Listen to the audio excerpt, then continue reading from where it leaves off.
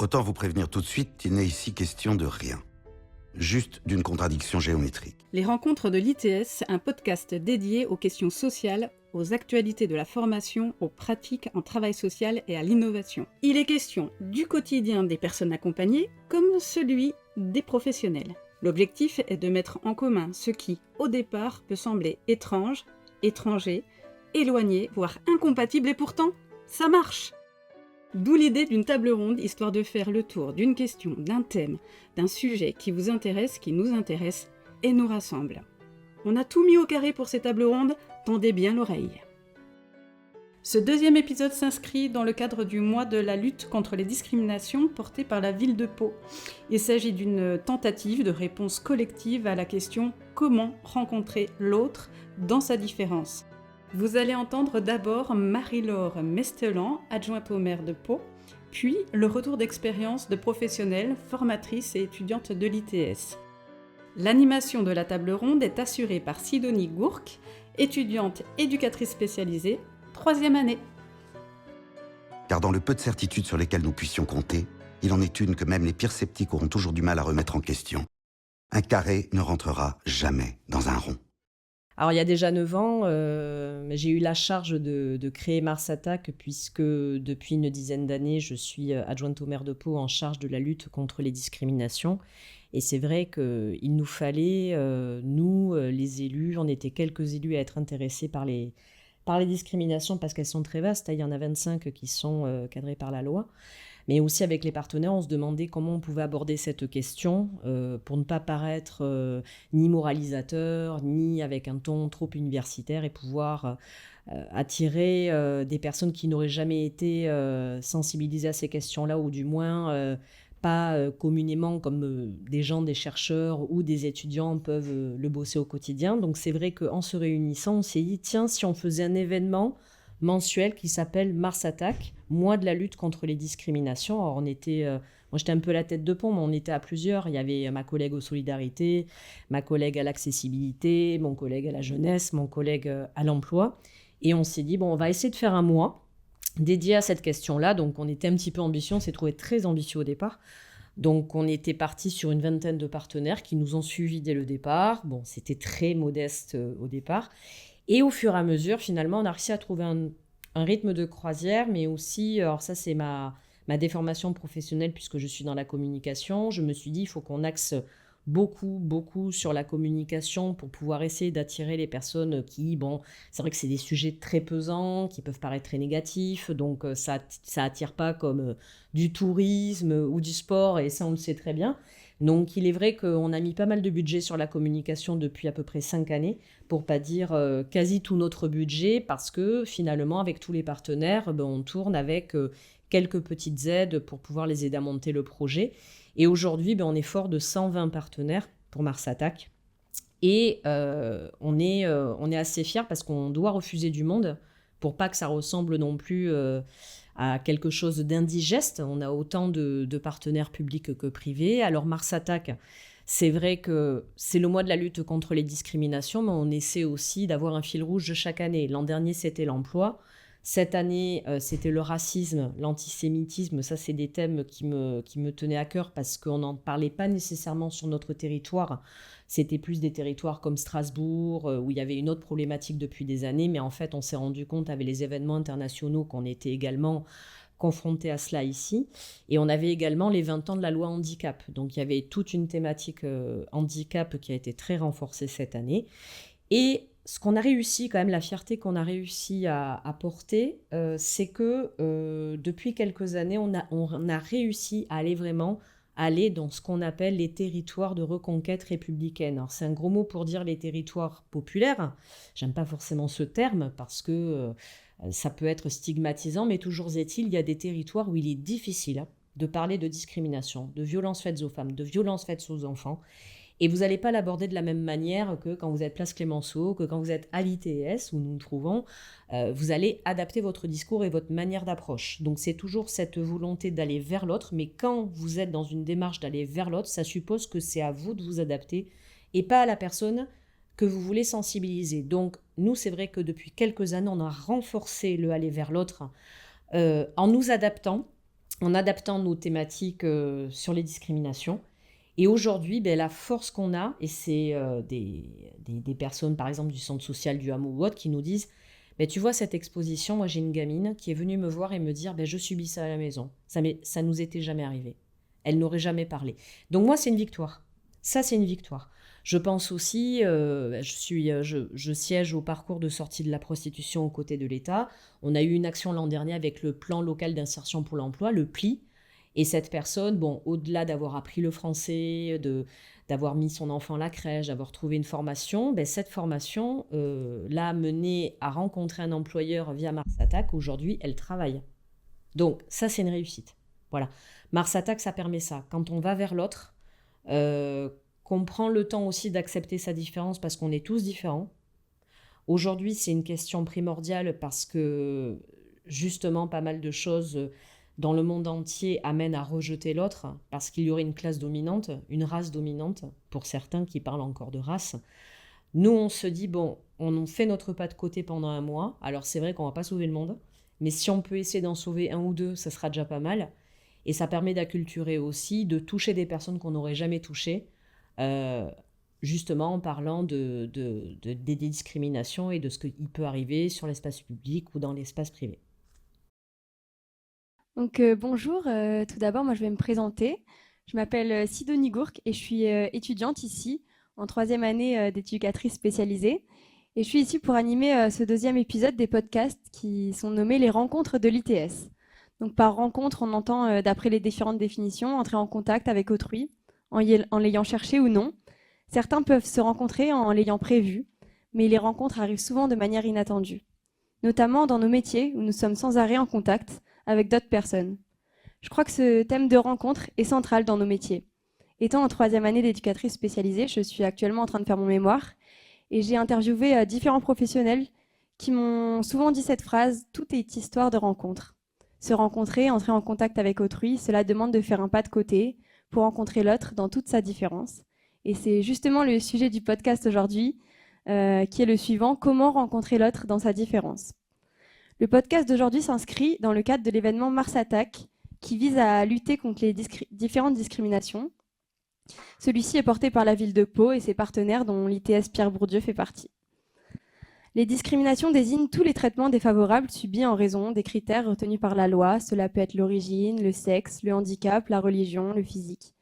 Et il y a plusieurs études statistiques qui relèvent des chiffres très élevés et à la hausse. Il y a par exemple une enquête de l'INSEE qui est publiée en novembre 2024 qui indique qu'un quart des immigrés et de leurs descendants déclarent avoir subi, souvent ou parfois, des traitements inégalitaires ou des discriminations au cours des 5 dernières années. Nous voyons justement que les descendants d'immigrés non européens rapportent autant de discriminations que leurs parents, suggérant que l'origine géographique reste un facteur majeur de discrimination. Ensuite, il y a les associations étudiantes qui ont exprimé des préoccupations concernant les étudiants en situation de handicap. Dans une étude menée en mars 2024, environ de la moitié des répondants disent avoir subi des discriminations de la part des autres étudiants, enseignants et même des accompagnements handicap. Ensuite, d'après le Haut Conseil de l'égalité en 2024, 86% des femmes déclarent avoir déjà personnellement subi une situation sexiste. Et enfin, selon le ministère de l'Intérieur, les actes à caractère sexiste, xénophobe, antisémite ou antireligieux ont augmenté de 32% en 2023 par rapport à 2022. Donc après toutes ces statistiques pas très joyeuses, des chiffres qui nous montrent que les rencontres sont souvent pas évidentes et ne vont pas de soi, nous allons justement discuter ensemble de ces rencontres et de ces rencontres justement dans la prise en compte de la différence de l'autre. Pour cela, je vais d'abord vous laisser chacun ici vous présenter. Je commence, bonjour. Merci Sidonie. Donc Samuel Skiro, je suis le directeur du centre social Lossolan de Mourenx et j'interviens aussi pour l'ITS auprès de différentes formations. Bonjour, Marie-Claude Apol, je suis la présidente du centre social Lossolan, situé à Mourenx. Je suis également, certains d'entre vous ont dû en entendre parler, de l'association Regain, qui est un lieu de vie et d'accueil situé à Luc de Béarn.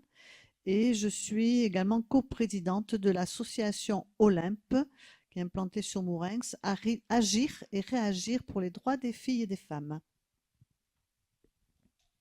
Bonjour, donc Marie-Paul, je suis étudiante en deuxième année et depuis 2018, j'ai un diplôme d'EQICI, donc de la médiation animale par le cheval. Bonjour, Martine Riacombe, de formation initiale APA, activité physique adaptée, donc enseignante. Je suis aussi enseignante vacataire à l'université Clermont-Auvergne dans le cadre du DU Ramas, diplôme universitaire par la médiation animale. Donc je représente aussi, comme ma collègue de droite, l'animal sujet dans notre pratique d'accompagnement. Je suis également directrice d'une association, Gramma, qui est sur IBOS, et formatrice dans la même association. Voilà. Pardon. Bonjour, Florence Séville, je suis professeure de danse et chorégraphe. J'interviens dans le milieu scolaire et je suis aussi intervenante en médiation culturelle danse. Et j'ai créé tout un projet autour de la danse pour tous. Pas forcément la danse adaptée, mais la danse pour tous et faire rentrer la danse dans notre quotidien. Mélanie, étudiante en troisième année, éducateur spécialisé. Moi, j'ai appelé Florence justement pour un soutien. Je voulais mettre en place une médiation éducative pour sortir un petit peu des clichés qu'on pouvait avoir sur le handicap, plus particulièrement sur le polyhandicap, puisque c'est des personnes qui sont plus ou moins condamnées dans leur corps, et j'avais plus envie d'entendre ces choses-là. Donc j'ai voulu mettre en place une médiation éducative avec une personne de confiance, dont Florence, que j'avais rencontrée via les médiations éducatives, et justement permettre aux jeunes de découvrir leur corps d'une façon différente. Florence Atapi, bonjour. Donc moi je suis formatrice ici à l'ITS. Et j'ai en charge maintenant depuis 12 ans les médiations éducatives, donc qui concernent les moniteurs éducateurs première et deuxième année et les éducateurs spécialisés première et deuxième année. Et ça fait vraiment plaisir de voir que autour de la table qui n'existe pas, il y a des gens qui à la fois bénéficient, parce que je parle de bénéfices, des médiations éducatives, donc du temps de formation autour des médiations éducatives, et puis des intervenants. Alors Martine n'a pas dit, mais elle accueille régulièrement à Gramma des groupes sur l'approche de la médiation animale. Et Florence, qui il y a 2 mois, était avec les éducateurs SP deuxième année sur les médiations éducatives. Voilà. Super, merci beaucoup. Donc pour ouvrir un petit peu ce débat, j'aimerais vous poser une question, et là c'est libre à celui qui veut répondre. C'est pour vous, c'est quoi rencontrer l'autre? Alors, je peux Martine démarrer. Auriacombe. Pour ma part, donc, et dans ma pratique de médiation animale, rencontrer l'autre, c'est rencontrer quelqu'un qui est différent, qui a un mode de communication différent, qui a un univers différent, qui a des capacités sensorielles différentes et des besoins différents. Et en fait, de toutes ces différences, nous essayons de nous rencontrer. Donc la différence, on la pressent et on la récupère, je dirais, comme quelque chose réellement comme un atout, comme quelque chose de très positif, en fait, puisque c'est ce qui nous amène à réfléchir comment, en fonction des besoins, des capacités, de l'environnement, des difficultés sur le moment, de la situation, en fonction de tas de facteurs et d'éléments, comment on va rencontrer cet être qui est différent. Et c'est grâce à ces multiples différences qu'on va essayer de construire nos propres différences, je dirais. D'accord, merci beaucoup. Marie-Claude Apol. Alors, aller vers, j'ai un peu aller à la rencontre, j'oserais dire, aller vers, parce que lorsqu'on vit quasiment, même si je ne vis pas à Mourenx, mais lorsqu'on traverse Mourenx, on voit des tas de personnes assises sur un banc. Parfois elles sont seules, parfois elles mangent leur casse-croûte dans le froid. Et c'est aller à leur rencontre, leur dire bonjour, une fois, deux fois, et puis la troisième fois, finalement, il y a un large sourire qui est partagé, et donc on va vers, on discute avec, d'où ils viennent. Alors, je ne pose pas les questions à ce terme-là, mais l'échange fait que on sait d'où on vient, en même temps on partage qui on est, et donc c'est la rencontre dans la rue, sur le marché, qui est excessivement riche en termes d'échange aussi. Oui, peut-être pour compléter ces propos introductifs, on en parlait tout à l'heure avec Nathalie en aparté, dans ces temps de troubles qu'on traverse où l'on considère l'autre comme un étranger et même l'étranger comme un ennemi, nous, en tout cas au niveau des centres sociaux, on prend le contre-pied complet de cette approche-là et d'ailleurs ça corrobore aussi vos interventions dans le sens où on est sur l'accueil inconditionnel. Les centres sociaux sont un petit peu ce secteur intermédiaire entre l'action sociale et médico-sociale et le droit commun. Et on permet justement de faire la rencontre entre tous les publics et toutes les générations dans une logique d'ensemblier. Donc on considère que voilà, on est plus proche d'être semblable que d'être différent et que le lien compte plus que le bien. On a une démonstration concrète au niveau des centres sociaux sur Mourenx. Avec notre présidente, on a un pôle formation qui accueille 35 nationalités différentes. Donc, ce n'est pas toujours très simple à faire communiquer. On y arrive malgré tout. Et on a une belle concrétisation annuelle à travers la fête interculturelle, qui est un moment chaleureux de convivialité, qui met aussi la richesse humaine au centre de ce qui fait commun entre nous. C'est vrai que c'est partir du postulat que l'autre est une chance, l'autre est une rencontre qui va nous permettre de nous...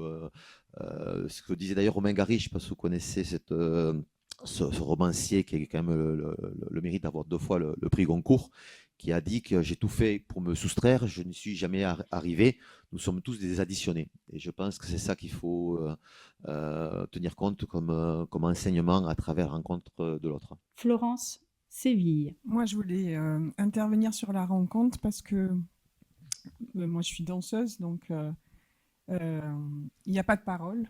Et donc, je pense que la rencontre, c'est d'abord le regard. C'est d'abord regarder l'autre et se confronter à l'autre par le regard uniquement, par le contact. Le premier contact qu'on peut avoir, c'est le regard. Donc, c'est s'intéresser, c'est s'ouvrir, c'est explorer, c'est être curieux. C'est ça, la rencontre. C'est grâce à ça qu'on initie un contact, qu'on initie des émotions. C'est d'abord par le regard. Donc, le regard qu'on porte sur soi, d'abord, qui nous permet de nous ouvrir aux autres, et puis la confrontation, et puis pas forcément les mots, pas forcément tout ça. Ça commence comme ça.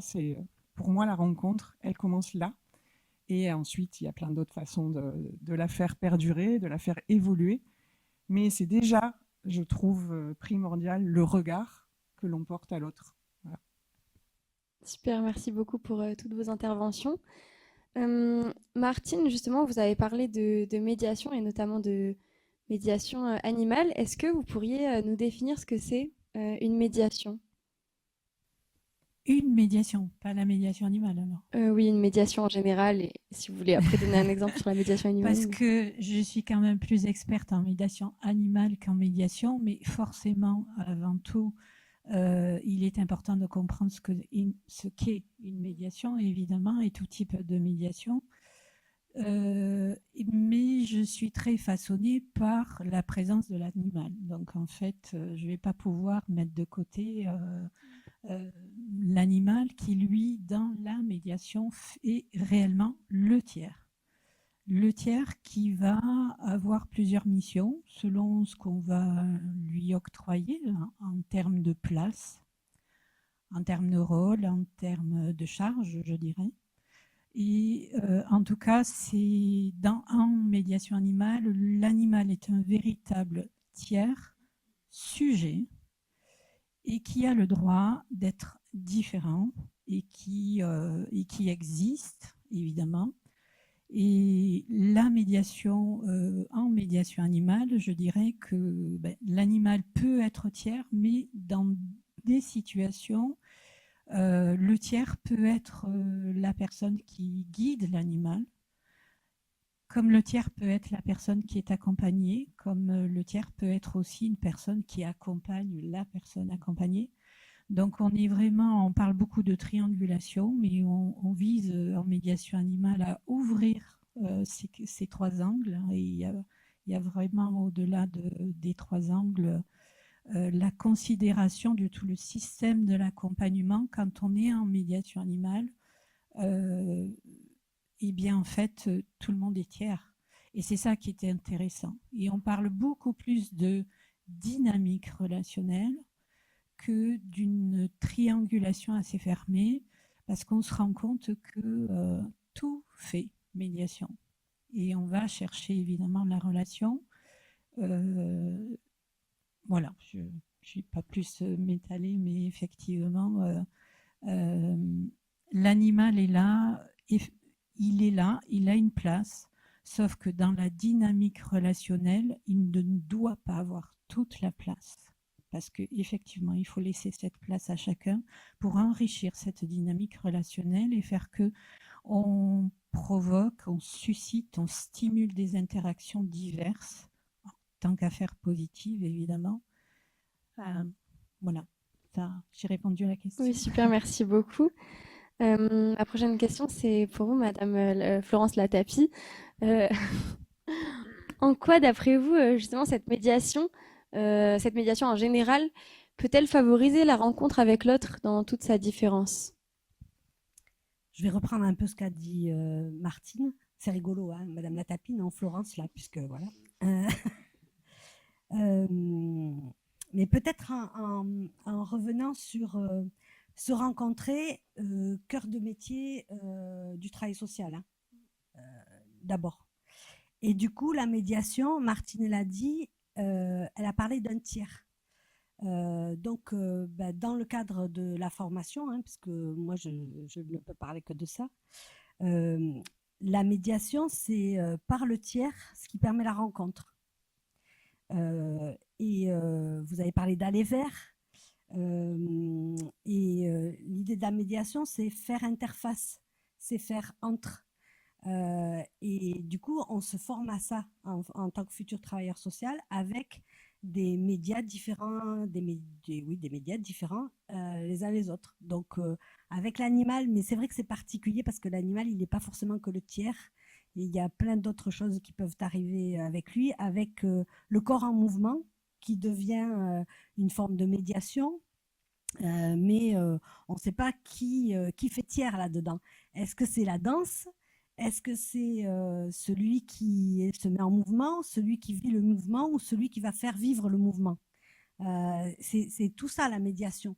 Et ce n'est pas un système triangulaire, c'est beaucoup plus un système d'ailleurs, où chacun peut prendre place. Et chez les moniteurs et les éducateurs, chez les éducateurs spécialisés, c'est c'est accompagner et former à prendre place dans la relation éducative par un outil qui va permettre la rencontre et la relation. Mais ce n'est pas que la relation à l'autre, c'est aussi sa relation à soi.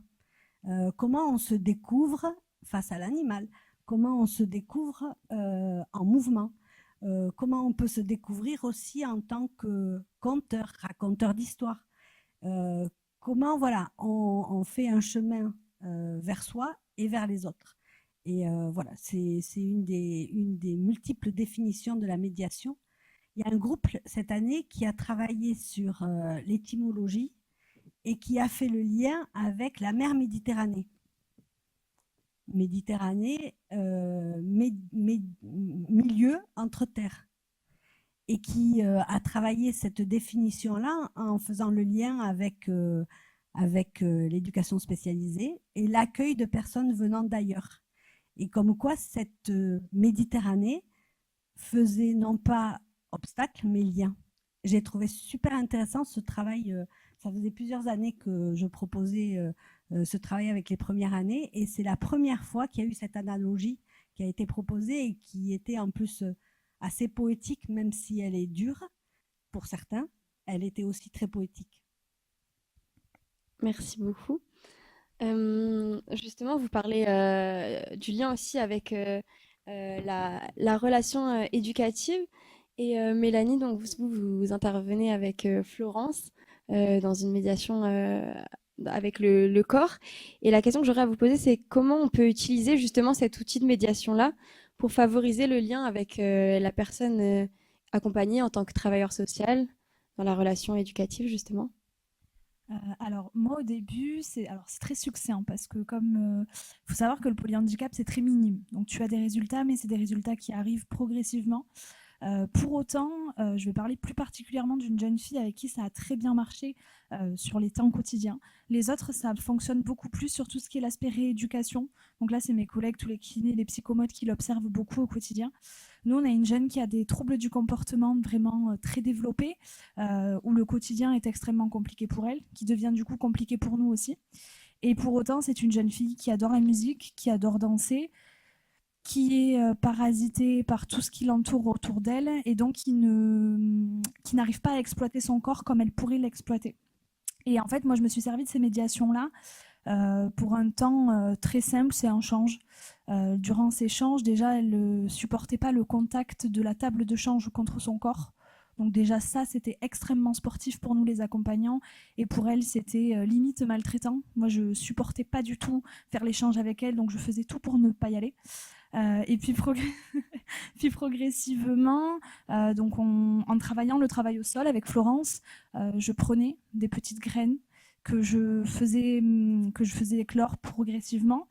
Et puis un jour, alors tout se passe par le jeu, hein. Moi je fais tout par le jeu, quand on danse, tout est fait par le jeu. J'ai mis d'une musique que Florence nous avait envoyée d'ailleurs. Puis je me suis dit, en fait j'ai commencé à faire la zouave sur la musique, mais je me suis dit à part la faire péter, je vais rien faire de plus. Et en fait pas du tout, elle a commencé à faire des mouvements de bras. J'ai dit, ah, les fameux mouvements de bras qu'elle fait avec Florence. Donc je l'ai stimulée sur ça. Et ça a été révélateur quand je lui dis, est-ce qu'on va sur la table de change? Habituellement c'est non et je m'en prends une. Et là j'ai eu un oui. Je suis ok. Je l'ai installée sur la table de change et ça a été extrêmement remarquable parce que des orteils jusqu'au bout de la tête, tout était allongé sur cette table. Et j'ai fait un change hyper calme. Alors, quelques petits cris, mais bon, ça c'est typique de la gêne. Mais c'était c'était vraiment un calme incroyable. Et progressivement, en fait, on a réussi à accepter ce toucher de cette table de change qui est extrêmement froide, qui a une texture extrêmement bizarre, à avoir des changes qui sont incroyables. Mais tout s'est fait vraiment par cette médiation de la danse. Bon, en fait, moi je fais que de la danse et je l'ai dit, ça passe pas par la parole. Du coup, d'entendre ce qu'elle vient de dire, ça me fait du bien. Parce que, non, c'est pas que ça me fait du bien, ça me touche tout simplement. Et moi, je me rends pas compte de ce que ça fait, puisque c'est mon quotidien. Et puis que je suis issue de la danse. Donc le corps, je sais ce que c'est qu'un corps. Je suis issue de la danse classique. Donc je suis issue d'un corps stéréotypé, d'une histoire un peu difficile avec la danse en fait. Enfin, tous les stéréotypes que vous avez, je les ai connus. Et du coup, c'est peut-être ça qui me fait aller ailleurs. Tous les corps qui se ressemblent, on doit tous se ressembler, la même maigreur, la même injonction. Je suis issue de ça. Ma formation, c'est ça. Et ce que je suis, c'est ça aussi, quoi. C'est-à-dire que j'ai réfléchi à tout ça, à tout ce qu'on m'avait demandé d'être. Et j'ai mis à profit toutes ces choses-là, toutes ces petites révoltes, pour après me tourner vers d'autres pratiques, une autre façon de pratiquer la danse. Donc ce que j'entends, c'est un petit peu un résultat, c'est très gratifiant pour moi. Voilà. Pour moi, c'est évident que le toucher, que ce qu'elle a vu. Pour moi, c'est évident de vivre ça, quoi. C'est évident de toucher, c'est évident que la danse ou que le mouvement est un vecteur de réussite et de bonheur et de bien-être, quoi.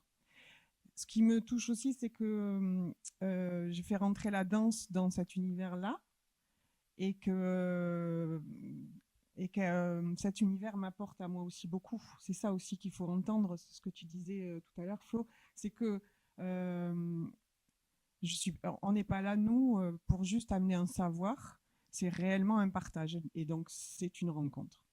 D'accord? C'est en ça que c'est une rencontre. Et alors, la différence, on en fait. Moi, je m'en fiche complètement, ça y est. C'est au contraire, quoi. C'est une grande richesse. Et ça nous apprend à nous, artistes ou autres, hein, à pratiquer autrement. Donc, je ne sais pas à qui ça apporte le plus finalement, hein, mais dans ma pratique, moi, actuelle, ça m'apporte vraiment beaucoup. Du coup, je ne sais pas qui c'est le plus. Voilà. Merci. Ma prochaine question, ce serait pour Marie-Paul. Justement, on a parlé que cette médiation, justement, ça favorise aussi la compréhension de l'autre. Enfin, c'est ce que j'entends aussi de ton témoignage, Mélanie. Donc, ma question, ce serait comment, justement, une médiation éducative, notamment dans le cadre de la médiation animale, ça peut favoriser l'écoute et la compréhension de l'autre dans ses diversités, que ce soit culturelle, sociale ou personnelle. Je dirais parce que ça fait bouger les lignes. On apprend des choses très pratiques, on nous apprend qu'il faut faire ça, qu'il faut faire ça, qu'il faut faire ça. Et finalement, dans une médiation, on voit que les lignes bougent, que ce qu'on a appris ne marche pas. Et que du coup, il faut se réinventer et accueillir l'autre du coup dans sa différence. Et c'est... Non, c'est vrai. Où on se retrouve des fois complètement démunis, c'est déjà arrivé, où on se dit qu'est-ce que je fais là? Et finalement, on laisse faire l'autre. Et finalement, c'est lui qui va nous amener et c'est avec lui qu'on va tracer du coup notre chemin et qu'on va le rencontrer. Super, merci. Et donc vous, Samuel, directeur du centre social, vous réalisez donc un travail avec plein de personnes. Comme tout le monde est différente, et comment justement ce travail que vous réalisez au centre social de Mourinx permet-il de favoriser le lien social entre tous? Comment vous faites Pour faire le lien avec tout ce qui a été évoqué, en fait, c'est ce qui est le lien avec tous les espaces dans lesquels on intervient, c'est la confiance finalement. C'est comment on construit une relation de confiance qui est porteuse entre chaque personne. La confiance, c'est un partage d'âme. C'est comment on accueille l'autre tel qu'il est. Et aussi finalement, quelle est l'hypothèse que je peux me faire sur le comportement futur d'une personne. Et à travers les témoignages, on a parlé des animaux, on a parlé de la danse, on est avant tout nous aussi des mammifères. Et donc, il s'agit de s'apprivoiser mutuellement. Donc, tout ce travail-là est important dans l'idée que ça passe aussi, je pense, par le lien, à travers le toucher, à travers le fait qu'on peut aussi vivre les émotions du monde en se les appropriant par nous-mêmes. Et donc, c'est toutes les relations qui vont être possibles. Par rapport à un exemple concret au niveau des centres sociaux, c'est qu'on a, nous, cette faculté de créer du lien de la toute petite enfance jusqu'au 3e, 4e âge, en croisant des politiques sociales autour on a parlé du handicap, on a l'accueil du handicap dès la crèche, on croise des politiques sociales autour de la petite enfance, la jeunesse, la parentalité, la famille, l'insertion, la formation. Donc, c'est prendre en fait l'ensemble des personnes dans leur globalité. Et c'est ça, je pense, aussi qui est garant de la bonne réalisation aussi des actions que l'on réalise auprès des publics. Alors, des exemples, ma présidente peut-être peut en parler. Je ne sais pas si elle veut donner quelques illustrations. Je fais le lien avec elle. Oui, je crois que ce qui est important, et on l'a dit différemment, mais on l'a tous dit, c'est le regard. Quel regard on apporte à l'autre? Est-ce que notre regard est différent parce qu'on a une personne qui passe devant nous et qui est sur un fauteuil? Est-ce qu'on a un regard particulier parce que la personne d'à côté aurait une couleur de peau différente? Et je crois qu'on ne peut pas regarder les uns et les autres de façon différente. On est tous des humains et on doit se respecter en tant que tel. Et c'est aussi le partage et la richesse que seraient ces différences qui font notre propre richesse. Ça peut être culturel, ça peut être au niveau de tout ce qui est partage. Nous, au centre social, on fait beaucoup de cuisine. Et donc, ça peut être aussi tous ces plats partagés et toutes ces saveurs que l'on découvre avec des pays tellement différents et parfois tellement lointains aussi, qui nous apportent beaucoup de richesse et beaucoup de plaisir et de saveur en même temps. Super, merci beaucoup. Et justement, toujours à vous, Marie-Claude, mais dans votre expérience, après vous deux aussi, mais quels sont les principaux obstacles à cette rencontre justement de l'autre dans sa différence? Des obstacles, je crois qu'il faudrait poser la question à d'autres personnes de notre centre social. Je ne vois pas d'obstacle à la rencontre, à la découverte de l'autre. Et si en face de moi, c'était la personne elle-même, que je ressentais j'aurais le sentiment que la personne a un obstacle ou a des difficultés à venir vers nous, vers des activités, vers des services, il faut aller la chercher. Il faut faire preuve d'humanité. Il faut aller la chercher. Alors peut-être, je crois qu'on fête actuellement les 5 ans du Covid.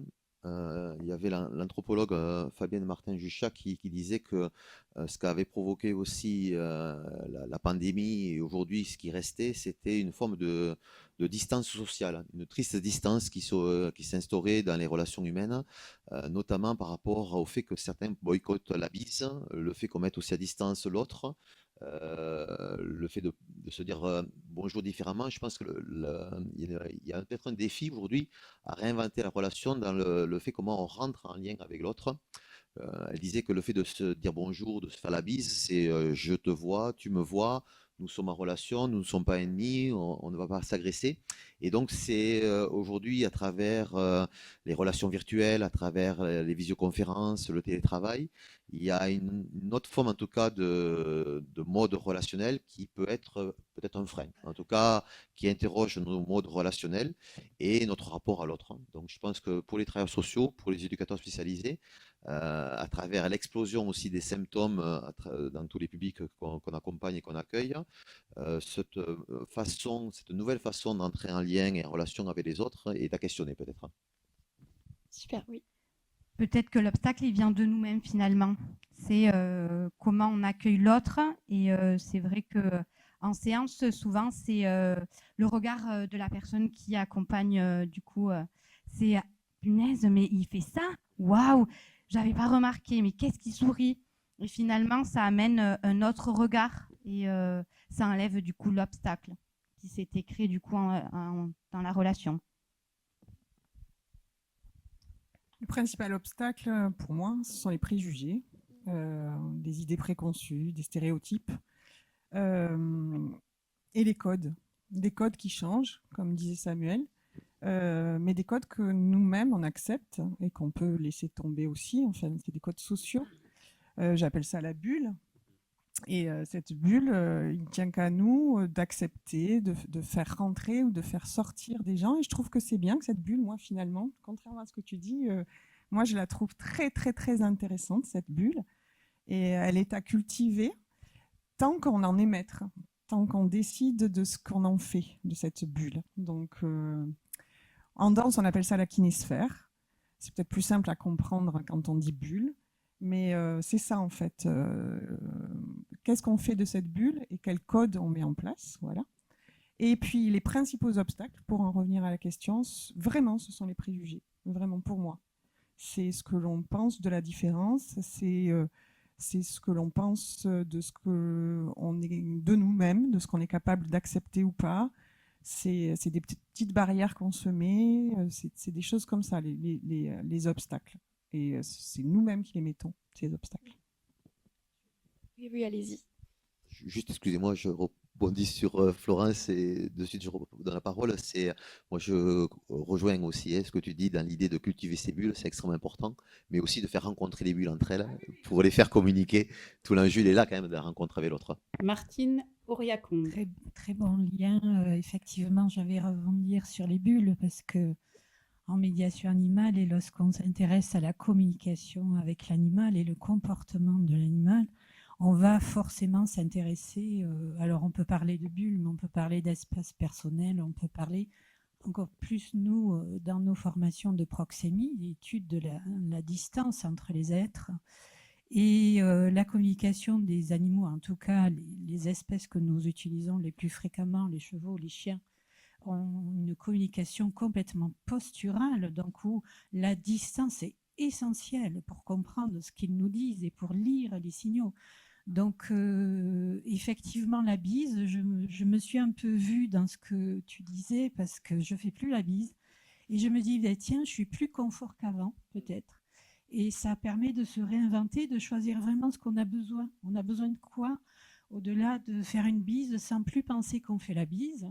Et en fait, un animal, c'est ça aussi, c'est que se re-questionner, est-ce qu'il a envie que nous, humains, on lui parle et directement, on envoie la main comme ça pour entrer en contact parce qu'on est humain et qu'on a envie de toucher et on se re-questionne sur est-ce qu'il a envie que je le touche. Et ça, c'est hyper intéressant en médiation animale de travailler là-dessus parce qu'on vient vraiment réinterroger la communication propre et spécifique et de chacun, alors de chaque espèce, mais de chaque individu humain.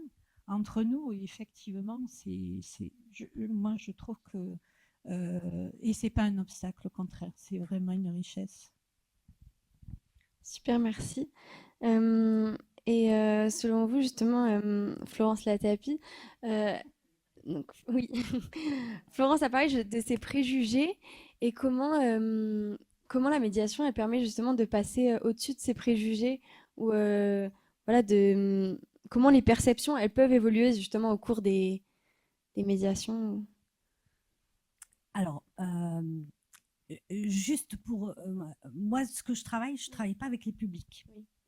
Je travaille avec des étudiants qui vont travailler avec des publics. Et je le revendique.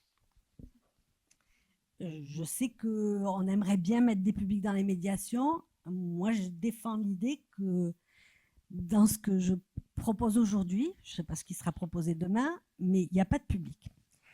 Parce qu'il me semble que d'abord, les étudiants doivent vivre la médiation. Et quand on dit se rencontrer dans la différence, ça commence dans les promos. Parce que ce n'est pas parce qu'on est dans un amphi les uns à côté des autres qu'on se rencontre.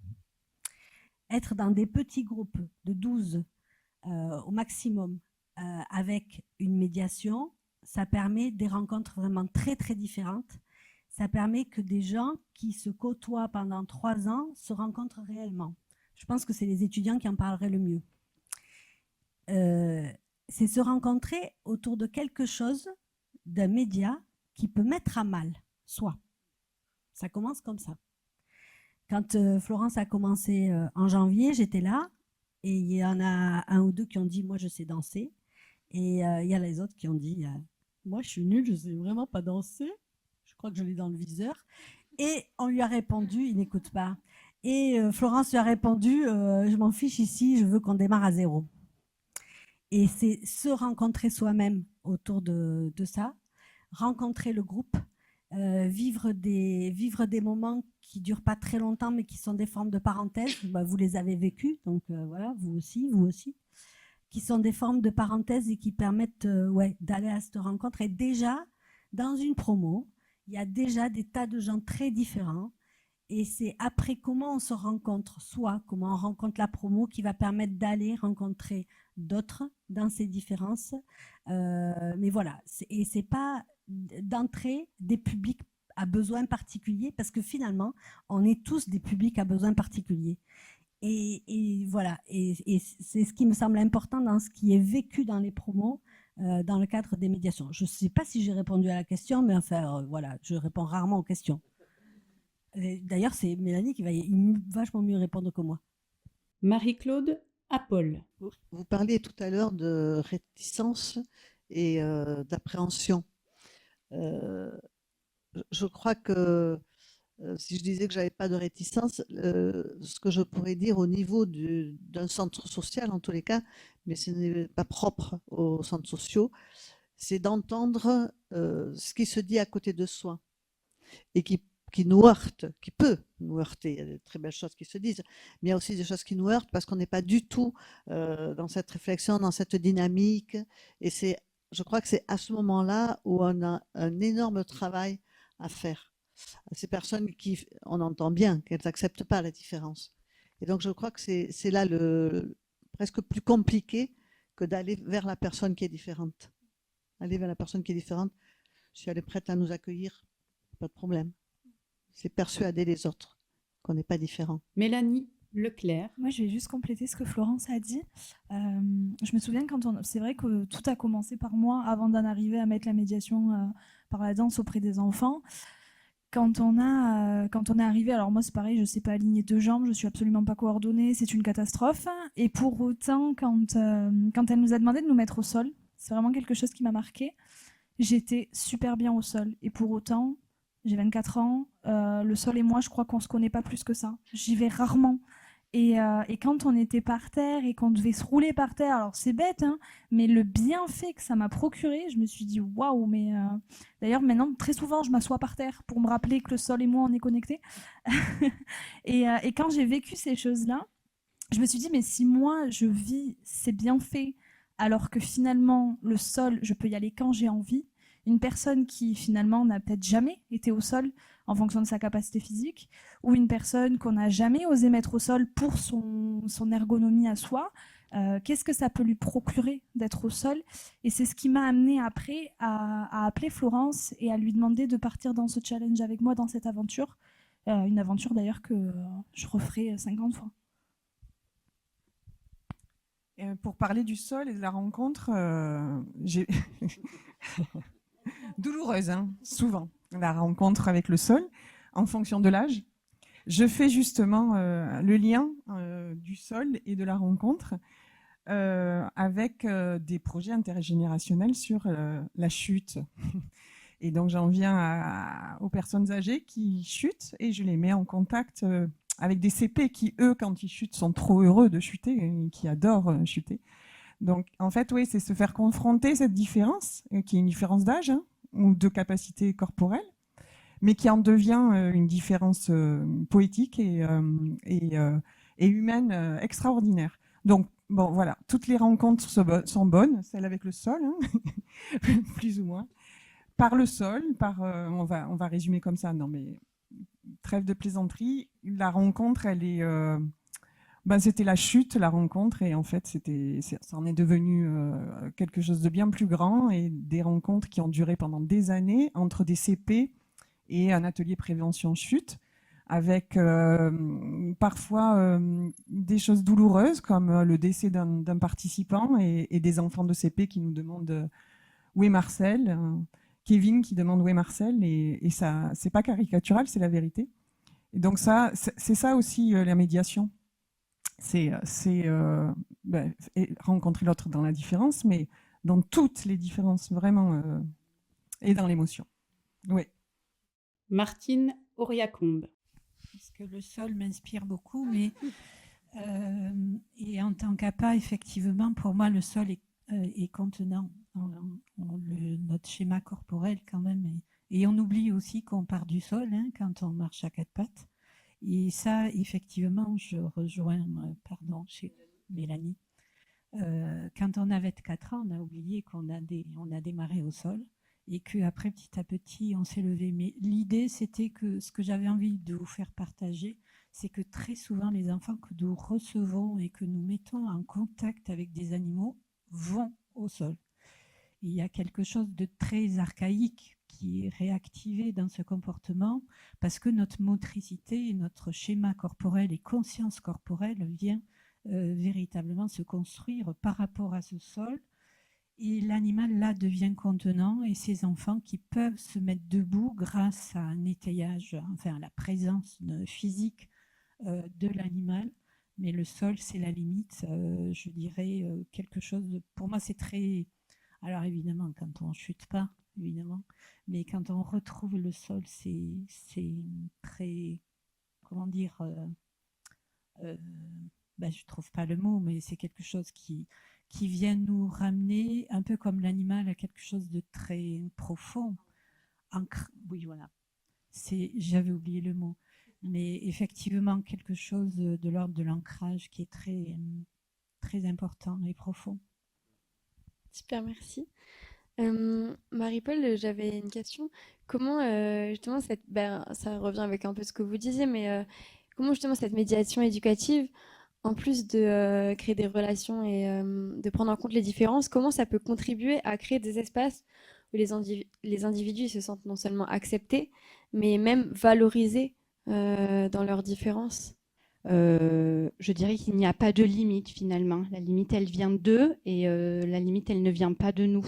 Du coup, il y a un champ des possibles qui est ouvert et on a juste à partir avec eux finalement, à leur tenir la main et à partir avec eux. Je ne sais pas si j'ai répondu à la question.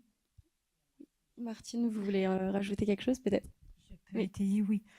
Ça fait partie des objectifs de la médiation animale, c'est-à-dire de faire vivre des situations qui sont favorables à l'épanouissement de la personne ou à la prise de conscience des ressources qu'il a au-delà du handicap et des difficultés.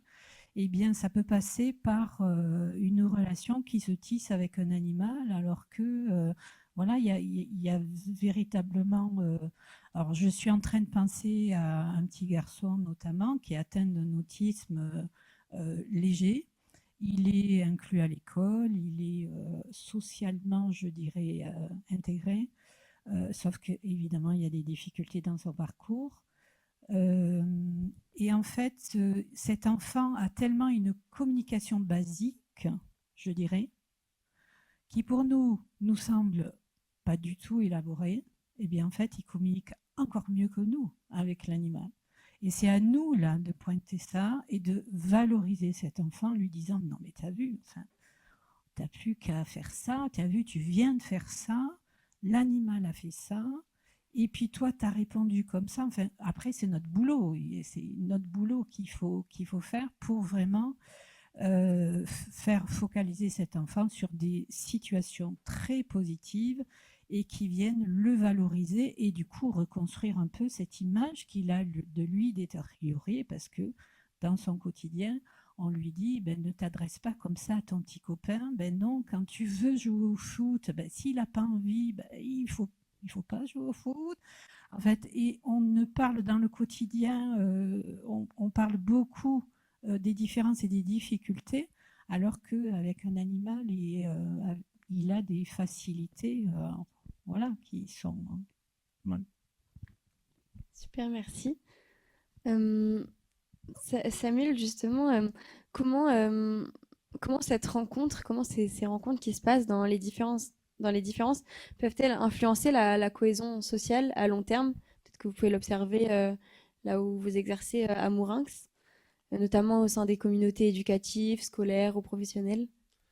Alors oui, la cohésion sociale, c'est aujourd'hui en tout cas une forme de revendication qu'on a nous par rapport au pouvoir public, dans notre contribution en tant qu'équipement de proximité, puisque bon, j'en profitais pour expliquer qu'on a actuellement une période un peu compliquée, qu'on traverse toutes les structures du territoire national, hein, puisque finalement c'est pas propre qu'au département à Mourinx.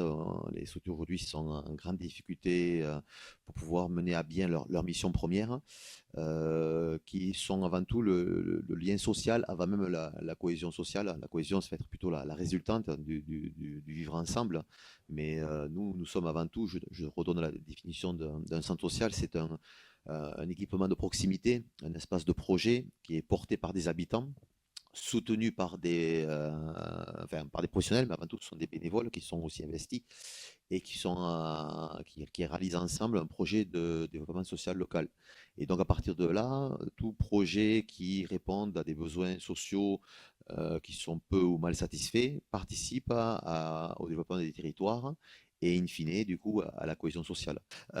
Finalement, c'est la question, on a parlé de l'ancrage du sol, on a parlé du lien à l'autre, comment finalement entre la distance, la proximité, l'intrusion, ça me fait penser, moi, à la belle métaphore de Schopenhauer, que je pense que les étudiants pourront garder en tête comment on va à la rencontre de l'autre. En fait, Schopenhauer, il dit que deux hérissons, ils doivent être suffisamment proches pour se réchauffer, mais s'ils sont trop près, ils se piquent.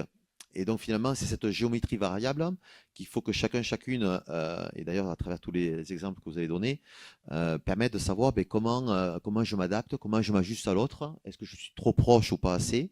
Est-ce que finalement, avec les publics que l'on accompagne en fonction aussi de leur réalité, de leur handicap, de leur situation, c'est cette faculté que l'on a. Je pense que ça, c'est aussi, comme vous dites, même si on l'a appris, ça ne marche pas. Donc, c'est cette clinique qu'il faut en permanence apprendre à travers la rencontre avec l'autre, qui va nous permettre de savoir comment on réinvente le lien social et la cohésion sociale.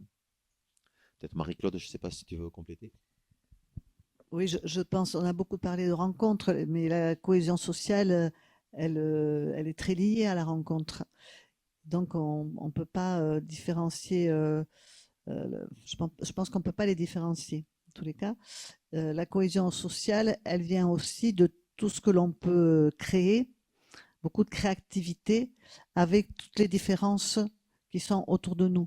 Et on parlait, Samuel disait tout à l'heure, 35-36 nationalités au pôle formation, et c'est toutes ces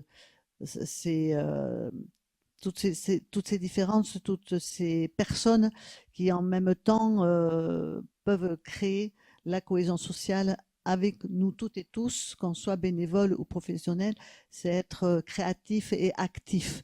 Et ce sont ces moments-là qui aussi sont tellement riches que de fait la cohésion sociale elle devient naturelle dans un centre social. Super, merci beaucoup. Et j'avais une question pour vous, Florence Sévy. Est-ce que justement en tant que médiatrice, en tant que professionnelle qui exerce la médiation éducative, est-ce que vous avez des défis spécifiques que vous rencontrez justement en termes de résistance, dans l'idée de rencontrer l'autre dans ses différences? Ah oui, tous les jours, c'est mon quotidien. La danse, c'est vraiment rempli de stéréotypes, c'est rempli de craintes, de peurs. On rentre dans l'intime, le corps. Voilà. Moi, je suis tout le temps confrontée à ça. Tout le temps. Quand je dis que je suis danseuse, par exemple, ne serait-ce que de me présenter comme danseuse, c'est quelque chose déjà. Là, on me catalogue. Mettre une médiation de danse, ça a été un grand questionnement entre Florence et moi. C'est-à-dire, est-ce qu'on appelle ça danse? On ne l'a pas appelé danse, mais là, maintenant, au bout de 3 ans, je crois qu'on va pouvoir l'appeler danse. Enfin, tu vois, il y a un moment où il va falloir qu'on l'assume. Hein. Parce que justement, on savait qu'il n'y aurait peut-être pas de garçons, par exemple. Par exemple, ne serait-ce que ça. Alors que moi, je passe d'excellents moments s'il y a des garçons dans la médiation, parce que justement, il y a la rencontre, la différence. Voilà, c'est justement ça. Après, l'autre problème que je peux rencontrer, c'est des gens qui réfléchissent trop. C'est casse-pied, en fait, ça. Et moi j'ai envie que le naturel, l'organique soit au centre de nos vies aussi. C'est-à-dire, voilà, la rencontre, c'est pas que mon cerveau, je peux le poser pour rencontrer l'autre. C'est ça aussi qui est intéressant. Par la danse ou autre, hein, d'ailleurs. Voilà. Donc j'aime aussi ça, créer ça. Et voilà, ça c'est encore un petit obstacle. Hein. Et puis, la danse, c'est encore beaucoup de stéréotypes visuels, artistiques, genrés. C'est rempli de choses comme ça. Et puis on dit tout le temps, moi je sais pas faire, je sais pas danser. C'est plein d'obstacles en fait. Hein, dès que je rencontre des étudiants en médiation, c'est souvent la même chose. Et le sol, je vais jamais au sol, je ne touche pas l'autre si je ne le connais pas. Enfin, c'est beaucoup de choses comme ça. Donc, ouais, moi c'est mon quotidien les obstacles. Et justement, Mélanie, en ayant participé à cette médiation. Déjà, toi en tant qu'étudiante et puis après dans ton milieu professionnel, est-ce que tu pourrais peut-être nous dire des effets concrets que tu as observés sur les relations sociales des participants après avoir participé à la médiation? Alors, moi, il y a 3 profils totalement différents. On a une jeune qui est totalement, comment dire, qui est renfermée sur elle-même, donc c'est dû à son syndrome. Après, on a un jeune qui est trisomique et monogamique, et une jeune fille que je ne peux pas catégoriser TSA, mais que je vais catégoriser TSA, parce qu'il n'y a pas de diagnostic, mais pour autant, on y est à fond dedans. C'est des jeunes qui, au quotidien, ne se regardent pas, ne communiquent pas entre eux. Et pour autant, sur ces séances, quand on prend la peine d'observer, moi, quand je suis restée sur le côté parce que j'étais blessée et que je ne voulais pas me blesser plus, j'ai pris cette séance d'1 heure d'observation. Chose que je trouve qu'on ne fait pas beaucoup, même en tant qu'éduc, alors que c'est notre rôle. On ne prend pas le temps d'observer. Et ce jour-là, j'étais avec une stagiaire et je lui avais proposé de venir pour qu'elle puisse observer. C'est rigolo parce que moi, je n'observe pas, mais je propose aux autres d'observer. Et ce jour-là, j'ai vu des choses. Je me suis dit waouh, parce que quand je dis que cette jeune fille, elle est renfermée sur elle-même, pourtant, quand je regardais, elle regardait ce que faisaient les autres. Le jeune, le garçon, idem, c'est un jeune qui regarde pas l'autre, qui même l'accompagnant. Alors, c'est une relation différente qu'il a avec les autres. Il peut avoir une relation d'hyper-attachement ou alors en avoir complètement rien à faire de l'accompagnant. Pour autant, progressivement, quand la jeune fille que je vais catégoriser TSA va vers lui pour le motiver, pour lui donner envie d'eux, il a ce sentiment, alors là je suppose parce qu'il ne peut pas le verbaliser, mais il a comme ce sentiment d'être valorisé justement, de « ah oui, elle vient me chercher, donc ça veut dire que je peux le faire ». Un exemple très bête, mais au départ, il ne venait absolument pas. Il ne voulait pas, il avait peur de Florence. On l'avait prévenu, on lui avait dit ça va être compliqué, mais au fond de nous, on savait qu'il allait venir. Et progressivement, il est venu. Progressivement, il a accepté d'être touché par Florence. C'est pareil, ce rapport au corps qui peut être compliqué malgré le handicap. Et finalement, au quotidien, je vois une relation qui se crée. Je prends l'exemple de cette jeune fille. Où justement ils sont à l'école ensemble. Jusqu'à présent, ils ne se calculaient pas, chacun faisait sa vie, ils allaient à l'école pour prendre ce qu'ils avaient à prendre, et finalement, souvent j'entends mes collègues qui disent « oh là là, mais elle ne le lâche plus ». Je me dis « ça peut être un petit peu oppressant finalement, mais on a quand même réussi à créer une relation, et lui c'est pareil, quand elle se met à pleurer, il sait très bien qu'il va s'en prendre une, mais il y va. Alors je ne sais pas ce qu'il va chercher parce que je ne suis pas dans sa tête, mais pour autant quand il la voit pleurer, il y va. Et c'est pareil pour celle qui ne parle pas, mais qui a simplement le regard et qui est condamnée dans son fauteuil. Quand il y a des situations comme ça, si on prend la peine d'observer, elle regarde ce qui se passe autour d'elle. Et moi, c'est ce que je trouve incroyable, ce qu'on a pu faire. Alors, soit créer, soit qu'on a pu prendre la peine d'observer. Je ne peux pas dire. Super, merci beaucoup. Pour continuer sur les témoignages concrets, Samuel et Marie-Claude, donc je m'adresse à vous deux, mais est-ce que vous avez des exemples justement concrets où le travail autour de ce lien social a permis de transformer des conflits, peut-être liés à des différences? En tout cas, je pense que le lien social, on ne vit pas dans le monde des bisounours, c'est aussi avant tout du conflit. Mais le conflit peut aussi être, et pas forcément, on a tous une approche plus ou moins facilitée en lien au conflit, chacun le vit différemment. Le conflit, c'est aussi montrer son point de vue. Nous, dans les centres sociaux, on a une technique qui s'appelle le désaccord fécond, qui nous permet justement de travailler sur... on ne veut pas tout le temps rentrer dans une logique de consensus où tout le monde serait d'accord avec tout le monde. Il s'agit justement de construire l'altérité, et que on peut ne pas être d'accord. Et justement, ce qui est intéressant, c'est comment on prend en compte la vie de l'autre pour le mettre au service du collectif, et construire aussi finalement c'est la base du débat finalement, hein, de pouvoir allier et permettre à ce que chacun s'exprime avec ce qu'il a à revendiquer, à dire ou à faire valoir. Après, ce qui n'est pas toujours évident, c'est lorsqu'il y a effectivement des conflits qui s'enquistent, qui se crispent et qui ont du mal à être dépassés.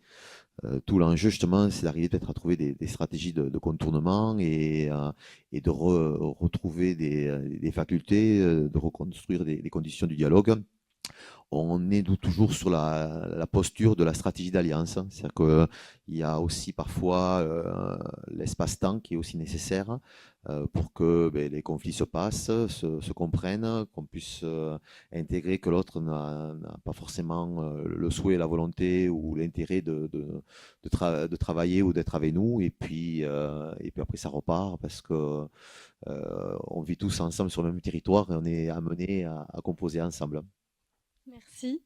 Et pour ce qui est de la médiation animale, donc vous avez parlé d'un système avec l'outil de médiation qui peut changer, mais donc Marie-Paul et Martine, mais de quelle médiation, de quelle rencontre parle-t-on vraiment dans la médiation animale? On va essentiellement focaliser sur la rencontre de la personne accompagnée et de l'animal présent. Nous, on va se nommer praticien intervenant, enfin, en tout cas, la personne qui est garante de l'animal et qui va guider l'animal dans certaines situations a un rôle de traducteur, un peu, entre ce que va exprimer l'animal dans ses signaux, dans son comportement, et va être aussi garant de l'objectif à atteindre pour cette personne. Évidemment, on travaille avec, je dirais, des programmes bien rédigés, une méthodologie assez stricte et sérieuse, en tout cas pour nous, et qui nous amène sur plusieurs séances, donc plusieurs rencontres. Mais après, le type de rencontre, pour notre pratique, parce qu'effectivement, on parle de médiation animale, mais il y a autant de médiation animale qu'il y a de praticiens et d'intervenants, parce qu'il y a une part d'histoire personnelle, il y a une part de formation, il y a une part de l'animal, d'environnement, etc., qui en fait qu'à chaque fois, on est un peu sur des médiations. Mais l'idée de faire rencontrer un humain et un animal est quelque chose qui se prépare en amont, avec le profil de la personne, donc du coup avec ses besoins, mais des besoins du coup avec quels sont les objectifs qui ont été définis pour répondre à ces besoins. Et on est vraiment dans une méthodologie qui prépare cette rencontre, parce que qui parle de médiation animale, parle vraiment d'une mise en relation intentionnelle. Donc dès lors que c'est intentionnel, c'est réfléchi, préparé, rédigé, et on ne fait pas comme ça une rencontre. Si, on peut faire des rencontres par hasard, mais on a en amont aussi analysé les risques de cette rencontre par hasard. Mais alors là, du coup, à mon sens, c'est plus de la médiation animale, parce que c'est quelque chose qui est par hasard, donc qui n'est pas préparé, et on se laisse. Et alors, ça ne veut pas dire qu'après, en médiation animale, dans nos programmes et nos séances, on ne se laisse pas porté par la spontanéité, parce qu'autrement on passerait à côté d'énormément de situations favorables. Mais en tout cas, on va essayer de construire quelque chose de très rigoureux en amont, pour après, en séance, lors de la rencontre, laisser vraiment la place à la légèreté, à la liberté, à la spontanéité, parce qu'autrement, si on contrôle tout, on s'en sort plus. Je veux dire, il n'y a plus de rencontre, hein, voilà. Et parfois, ça permet aussi de rencontrer finalement l'animal qu'on connaissait et voir des nouvelles choses qui se passent du coup avec la personne qu'on accompagne et cet animal qu'on connaît finalement, puisque c'est notre partenaire au quotidien. Et parfois, finalement, on oublie, comme quand on accompagne des personnes, on oublie ce qu'elles sont. Et des fois, ça nous permet un peu de remettre un petit peu, ah oui, c'est vrai, de le re-rencontrer à travers la médiation. Super, merci beaucoup. Je vais passer la parole au public. Malheureusement, on arrive à la fin. S'il y a des questions ou des témoignages.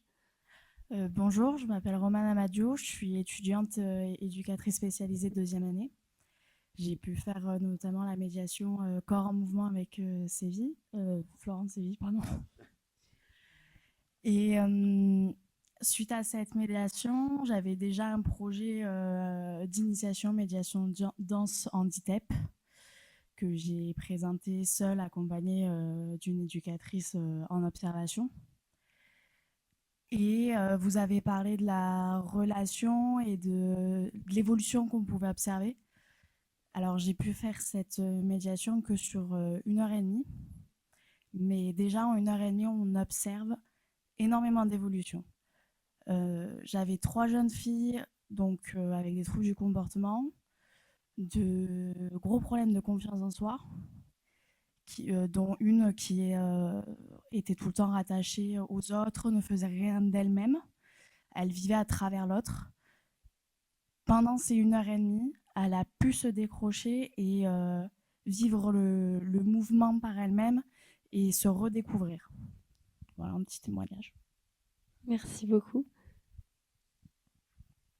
Bonjour, moi c'est Sandra, je suis étudiante en seconde année aussi d'éducatrice spécialisée et je voudrais remercier les médiations qu'on a pu vivre en début d'année parce que c'était important en tant qu'éducatrice en formation de pouvoir se rencontrer entre nous et de s'autoriser.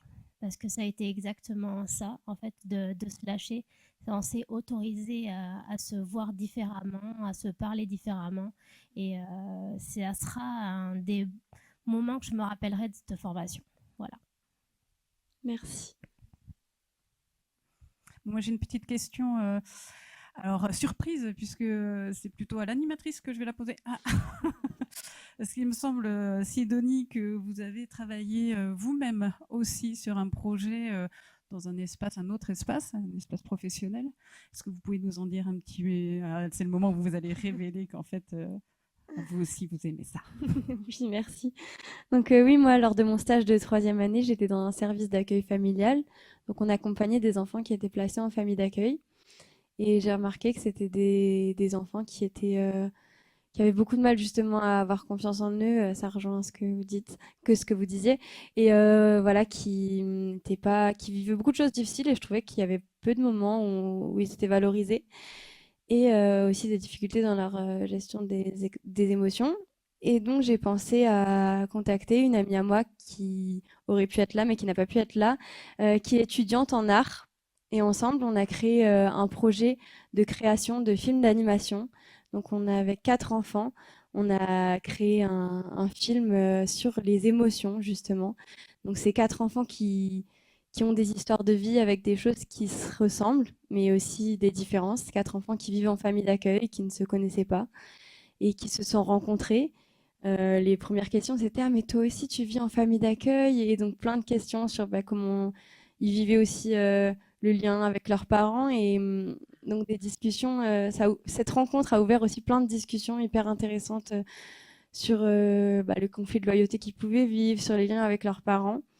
Mais c'est aussi des enfants qui, ensemble, ont ajouté chacune de leurs compétences pour certains créer des personnages, certains prendre des photos, certains mettre leur voix pour les personnages, choisir les musiques et justement toutes les différences, toutes les individualités qu'ils avaient, ils les ont rassemblées pour créer ensemble un film que vous pourrez retrouver en lien dans le podcast.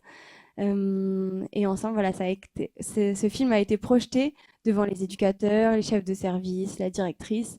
Et c'est un moment où les enfants ont été valorisés, ont aussi rencontré différemment leurs éducateurs, je pense, et aussi les directrices, et se sont sentis aussi valorisés par la présence de la grande directrice de l'association dont ils n'avaient même pas connaissance pour certains. Donc c'était aussi un espace de rencontre très intéressant et très riche. Merci beaucoup. Florence Latapie. Moi, je trouve que ce que vous avez dit en termes d'expérience, Mélanie, vous, Sidonie, mais vous aussi, parce qu'on l'a vu à différents moments, et puis tout ce qu'on partage avec les étudiants, quand il y a la présentation des médiations, il y a une espèce de sidération en disant, bon, elle est complètement frappée, la mère Latapie, elle nous propose des trucs, alors corps en mouvement, vie relationnelle, vie affective, vie sexuelle, elle nous propose travailler avec un conteur au lac des Carolins, elle nous envoie, bon bref, il y a toujours un côté un peu de se dire, bon alors on va s'inscrire, mais quand même, qu'est-ce qu'on va y faire avec ces gens-là? il y a l'autre côté où certains regardent ça en disant mais c'est quoi cette formation d'EduxP ou de moniteur éducateur, c'est l'UCPA ou quoi, ils vont faire des séjours de 3 jours à faire du compte. Bon. En voilà toute l'utilité de ce que c'est dans le métier d'éducateur, d'éducatrice spécialisée ou de moniteur éducateur, de monitrice éducatrice. Et c'est dommage que d'autres n'en aient pas, mais bon, ça voilà, et qu'il n'y en ait pas plus, mais là j'exagère. Ce que j'ai entendu, moi, j'ai entendu quand même beaucoup la notion de plaisir.